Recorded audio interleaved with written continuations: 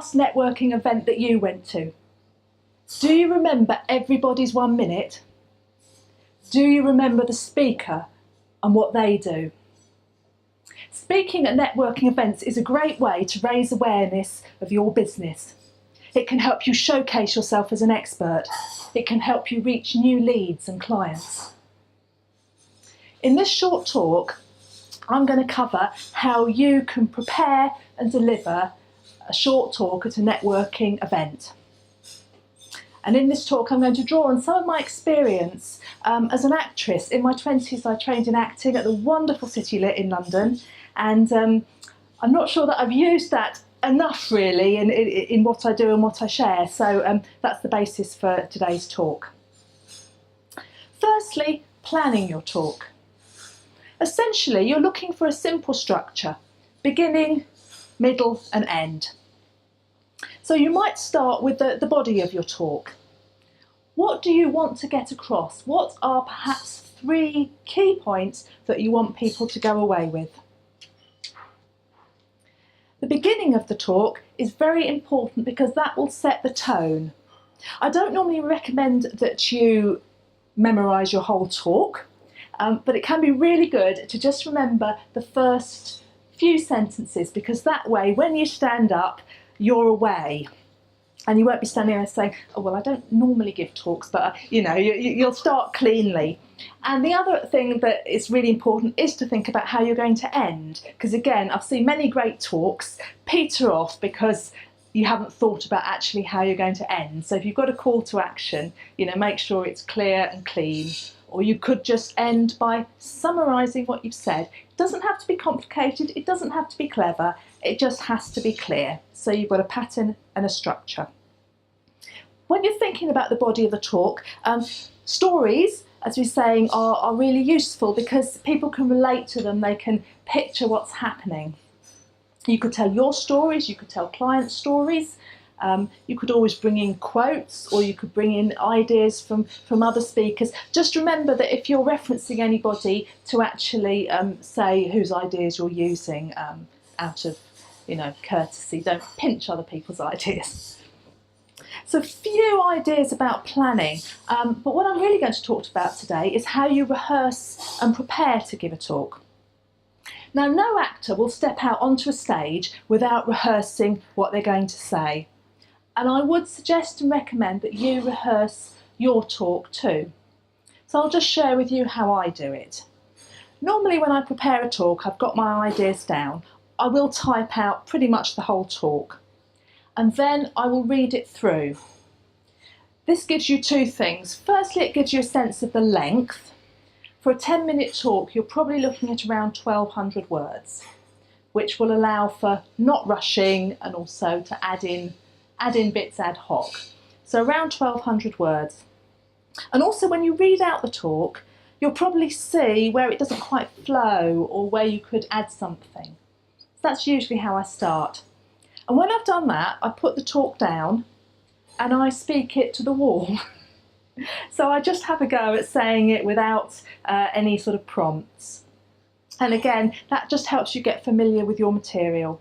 So I'm certainly not recommending that you memorise your whole talk, but that if you have spoken it through a few times, it will just give you that extra confidence and flow on the day. I don't type out my talks and read them anymore. I tend to use a little prompt card like this, where I just put the main headings, and that's more of a confidence thing really, if I just need to remember the main points I want to say. If you're new to speaking, it's absolutely fine to read your talk if you feel that would give you more confidence, in which case I would recommend a few things. First, that you absolutely do rehearse it, because again, even if you're reading it, you need to know what it says. And then practical things, type it out in reasonably large print, and I'd recommend leaving quite a lot of paragraph breaks so that if you're looking up and looking down again, you can find where you were. So it's absolutely fine to read out your talk, but obviously it's great if you can come off the page and look at people and try and connect with people. On the connecting with people point, I think people get a bit nervous about presenting because it's like, oh, it's a whole group and you're standing up there. But actually it's about individuals. And I think if you can connect and look at individuals, then somehow it's not so scary because it's not a whole amorphous group. It's Glyn and it's Roz and it's Nicola, and it's people who are actually friendly and in an environment like this wanting you to do well. So remembering that. Okay, so planning, rehearsing, you've got your level of notes, but then you've actually got to get up and deliver it. And what will help you do that well? Well, firstly, you need to speak. Your voice is your instrument when you're giving a talk, and like any instrument, it works better if it's tuned up. There are 3 aspects to voice. Voice essentially is caused when the breath comes over your vocal cords, it resonates in the chambers of your body, your upper body, and then obviously you form the words with your mouth, with your lips and your tongue, and your soft palate. And you can warm up and develop all 3 aspects, and developing your voice will not only help you be a better presenter, you know, in a public situation, it will help, you know, whenever you've got to communicate. And, you know, I think women sometimes, you know, voices aren't heard, and if you can develop your voice, it will give you more impact in a lot of different situations. So how do you do that? Well, breathing, obviously you need to, it's a physical thing, breathing. For a start, so you need to be developing the muscles, the intercostal muscles between the ribs, and you need to be breathing from here, from the diaphragm. And what happens when we get nervous sometimes is, you know, we breathe from here and our voices come from here, and it's small. So what we need to be doing is connecting with this part of ourselves. Now, I would like to invite you, I did this in Southampton, would you like to try a few exercises around the 3 aspects of voice? Okay, we'll start with one around the breathing, the diaphragm. Yeah, you can do this sitting down or standing up. So just put your hands on your lower belly and just sort of between your ribs, you know, the little soft bit. That's your diaphragmatic breathing. And what I'm going to suggest you do, and I give a warning here, which, you know, just for this, if at any point you feel a little bit dizzy doing a breathing exercise, just stop and breathe normally. So what you're going to do is you're going to put your hands here, and then you're going to breathe out as much air as you possibly can from here, and you should feel your hands moving in a little bit. Okay, so give it a go.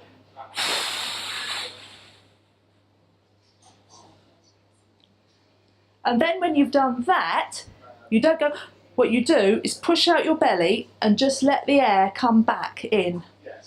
Do it again in a minute, because what you've done is created a vacuum by pushing out the air from here, and then when you release your lower belly, it pulls the air back down into your lungs, fills up your lungs, and when you've got a full lungful of air coming from here, then you can talk for a lot longer before you need to take a breath, so it gives a lot more power to your voice.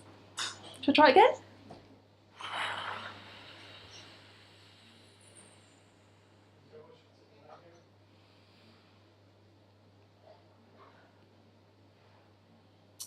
And just a few other tips. There's lots of exercises that I can teach you around developing voice, but also things like Pilates and yoga. Any form of exercise that has a breathing element will also help you develop a stronger voice. So to the second part of voice production, and that's resonance.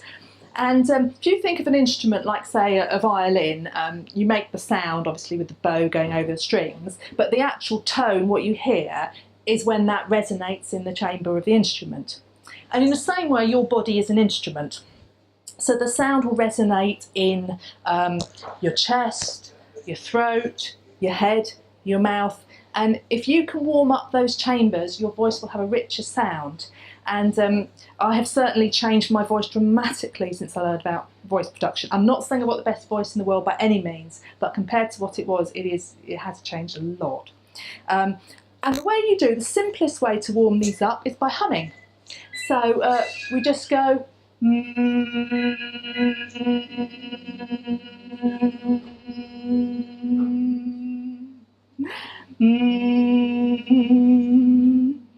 I usually do this, and I did it this morning. If I'm giving a talk anywhere, I'll do it in the car, you know, just a couple of times. Very, very easy to do. The third aspect of voice is articulation. And that's obviously making sure that your words are clear and distinct and people can understand you. And to do this, we exercise the jaw, the tongue, the lips. One way to do it, and I won't ask you to do this unless you want to, is just the gurn. So you go, and that helps you, strengthen the muscles in your mouth, and it also helps keep your face fit. And the other way, again, there's lots of exercises, but another way is tongue twisters. So Peter Piper picked a peck of pickled pepper. That exercises the lips. So so if you do that, hopefully your voice will have power, it will have resonance, and it will be clear. So, warming up your voice. The next thing you have to do, of course, is step up there and actually present. And my top tip for this is know where your feet are. And I learnt this one from a political activist who had protested against the Iraq war, amongst other things. And she said that she'd been in situations where she'd faced quite threatening environments. And by just knowing where your feet are, connecting with the earth, you do get that sense of safety. And again, whenever I'm going into an unfamiliar situation, I just try and put a bit of my attention down in my feet just to feel a little bit connected. So that's a tip. I personally tend to wear comfortable shoes, relatively flat shoes when I'm presenting. I was at a conference the other day and every woman presenting had very high stilettos. And if you feel more powerful and, if you like wearing stilettos and feel good in them, then wear them. It's just, for me, I quite like flat shoes. I like that sense of being grounded. And the other one, which I invite you to do, is a power pose. And this is from the research of Amy Cuddy, who found that if you stand in a power pose, by which I mean an expanded position, so in an extreme form, it's like that, but anything that's expanded, not contracted, then this has a physiological effect. And the levels of cortisol, which is the stress hormone in your body, will drop, and the level of testosterone will rise. And that will help, not turn you into a man if you're a woman, but that will help you be more you. It'll be easier for you to communicate as you really are, rather than being taken over by stress and panic when you get up there. So it does feel good when you do it as well. So I would invite you to just do a power pose for a minute. It does feel good, doesn't it? So, in conclusion, giving a talk is a great way to promote yourself and your business. So do plan what you're going to say, beginning, middle and end. Do warm up your voice, and do remember where your feet are and give yourself a power boost. It's been a pleasure to share these ideas with you today. Thank you very much.